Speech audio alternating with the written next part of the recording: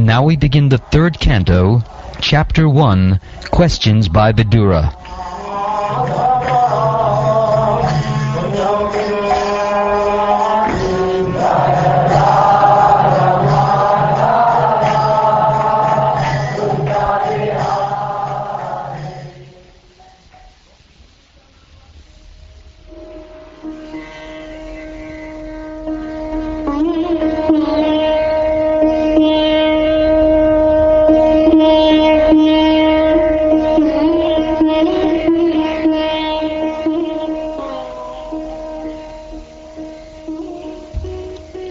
Shukdev Goswami said, after renouncing his prosperous home and entering the forest, King Vidura, the great devotee, asked this question of His Grace Maitreya Rishi.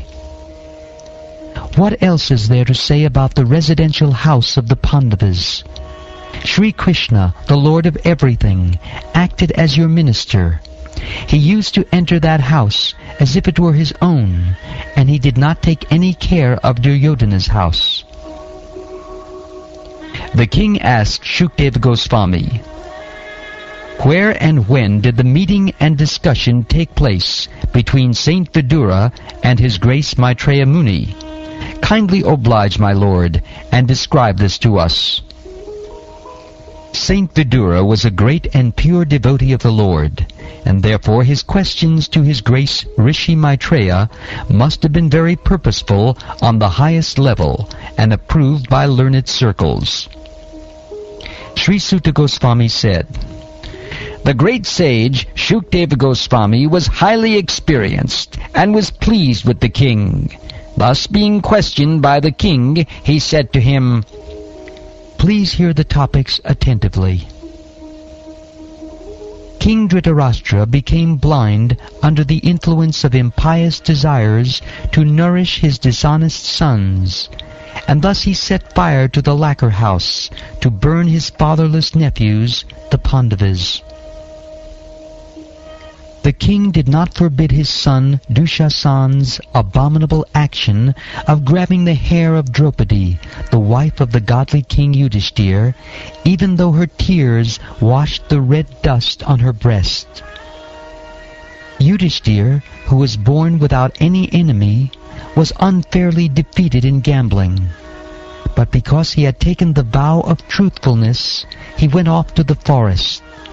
When he came back in due course and begged the return of his rightful share of the kingdom, he was refused by Dhritarashtra, who was overwhelmed by illusion. Lord Krishna was sent by Arjuna into the assembly as the spiritual master of the whole world, and although his words were heard by some, like Bhishma, as pure nectar, it was not so for the others, who were completely bereft of the last farthing of past pious works. The king Dhritarashtra, or Duryodhana, did not take the words of Lord Krishna very seriously. When Vidura was invited by his elder brother, Dhritarashtra, for consultation, he entered the house and gave instructions which were exactly to the point. His advice is well known, and instructions by Vidura are approved by expert ministers of state. Vidura said, you must now return the legitimate share to Yudhishthir, who has no enemies and who has been forbearing through untold sufferings due to your offenses. He is waiting with his younger brothers, among whom is the revengeful Bhima, breathing heavily like a snake. Surely you are afraid of him. Lord Krishna, the personality of Godhead, has accepted the sons of Pritha as his kinsmen, and all the kings of the world are with Lord Sri Krishna. He is present in his home with all his family members, the kings and princes of the Yadu dynasty, who have conquered an unlimited number of rulers, and he is their lord. You are maintaining offense personified, Duryodhana, as your infallible son, but he is envious of Lord Krishna. And because you are thus maintaining a non-devotee of Krishna, you are devoid of all auspicious qualities. relieve yourself of this ill fortune as soon as possible, and do good to the whole family.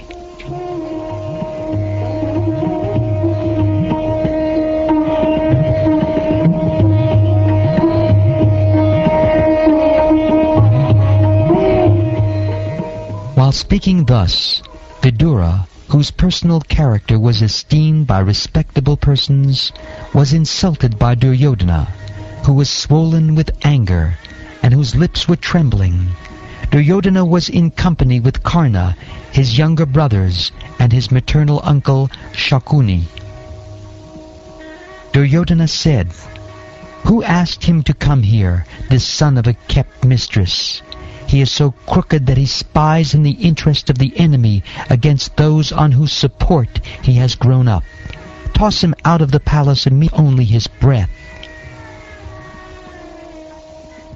Thus being pierced by arrows through his ears and afflicted to the core of his heart, Vidura placed his bow on the door and quit his brother's palace. He was not sorry, for he considered the acts of the external energy to be supreme. By his piety, Vidura achieved the advantages of the pious Kauravas.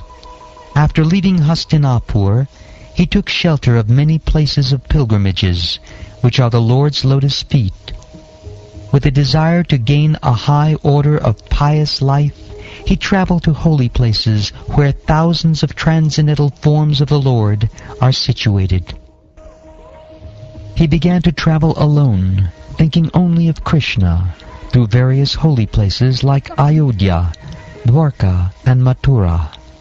He traveled where the air, hill, orchard, river, and lake are all pure and sinless, and where the forms of the unlimited decorate the temples. Thus he performed the pilgrim's progress. While so traversing the earth, he simply performed duties to please the Supreme Lord Hari. His occupation was pure and independent. He was constantly sanctified by taking his bath in holy places, although he was in the dress of a mendicant and had no hair-dressing nor a bed on which to lie. Thus he was always unseen by his various relatives. Thus, when he was in the land of Bharatvarsha, traveling to all the places of pilgrimage, he visited Prabhasakshetra. At that time, Maharaj Yudhishthira was the emperor and held the world under one military strength and one flag.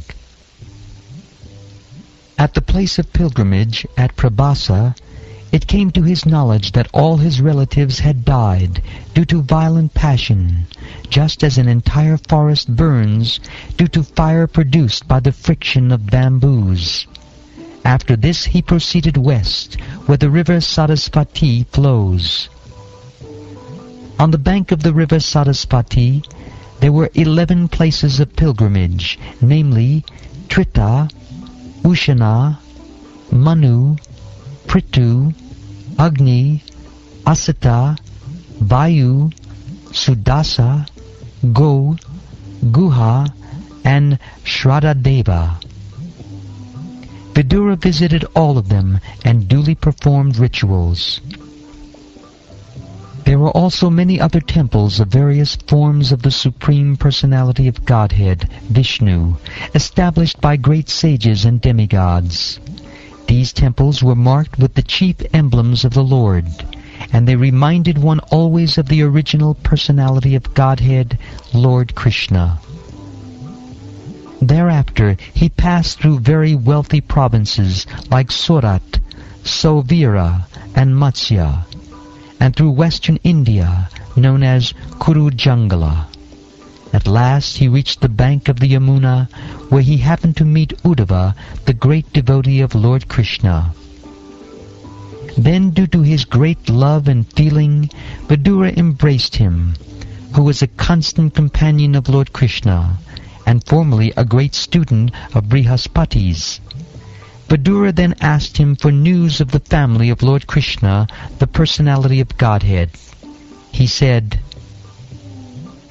Please tell me whether the original personalities of Godhead, who incarnated themselves at the request of Brahma, who is born out of the lotus flower from the Lord, and who have increased the prosperity of the world by elevating everyone, are doing well in the house of Shurasena. Please tell me whether the best friend of the Kurus, our brother-in-law Vasudev, is doing well. He is very munificent.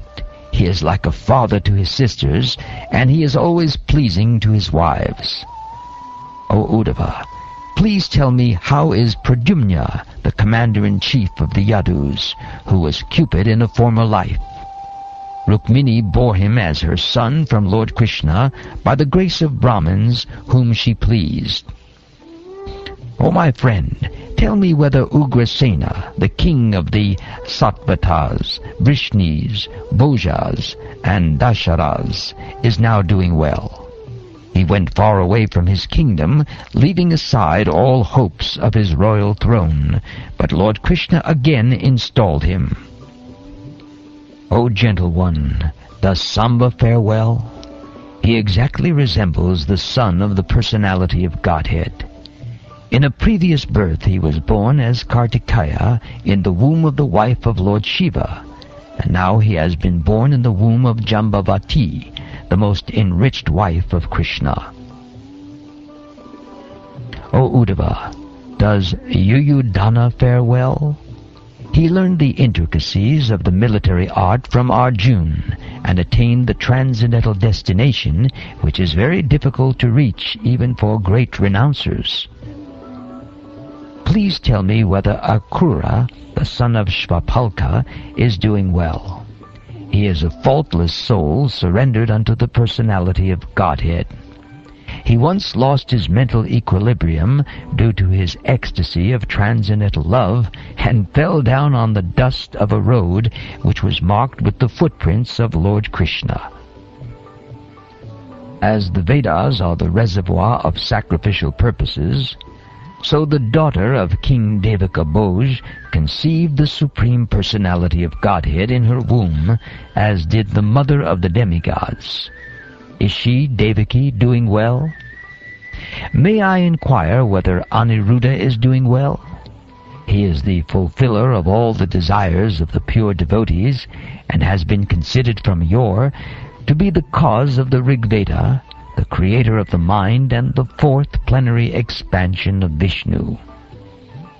O sober one, others such as Radhika, Charudeshna, Gada, and the son of Satyabhama, who accept Lord Krishna as the soul of the self, and thus follow his path without deviation, are they well? Also, let me inquire whether Maharaj Yudhishthira is now maintaining the kingdom according to religious principles, and with respect for the path of religion. Formerly, Duryodhana was burning with envy because Yudhishthira was being protected by the arms of Krishna and Arjuna as if they were his own arms. Please tell me whether the unconquerable Bhima, who is like a cobra, has released his long-cherished anger upon the sinners. The field of battle could not tolerate even the wonderful playing of his club when he stepped on the path. Please tell me whether Arjuna, whose bow bears the name Gandiva, and who is always famous amongst the chariot warriors for vanquishing his enemies, is doing well. He once satisfied Lord Shiva by covering him with arrows, when Shiva came as an unidentified false hunter. Are the twin brothers who are protected by their brothers doing well? Just as the eye is always protected by the eyelid, they are protected by the sons of Pritha, who snatched back their rightful kingdom from the hands of their enemy Duryodhana, just as Garuda snatched nectar from the mouth of Indra, the thunderbolt carrier.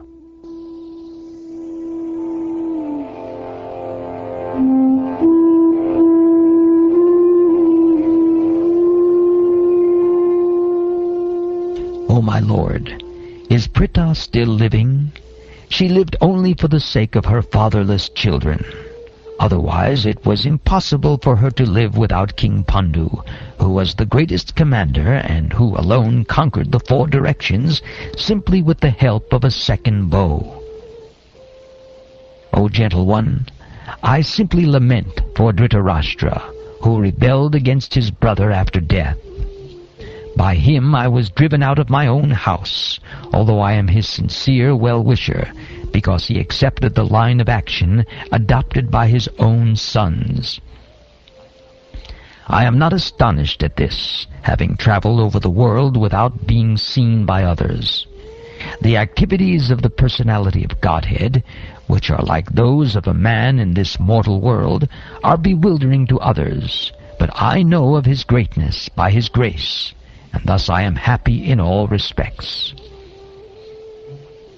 Despite his being the Lord, and being always willing to relieve the distress of sufferers, he, Krishna, refrained from killing the Kurus, although they committed all sorts of sins, and although he saw other kings constantly agitating the earth by their strong military movements carried out under the dictation of 3 kinds of false pride.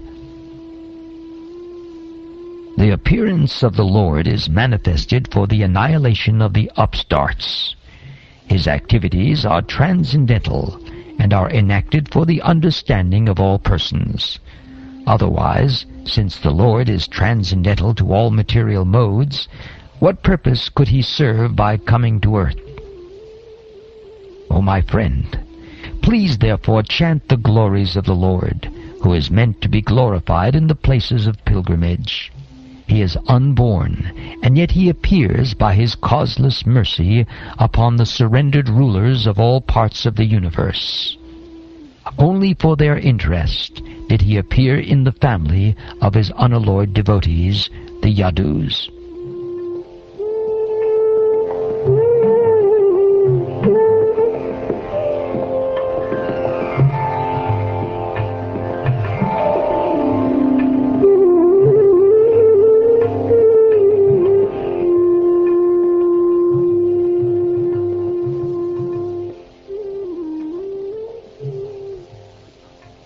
Thus ends the first chapter of the 3rd canto of the Srimad Bhagavatam, entitled Questions by Vidura.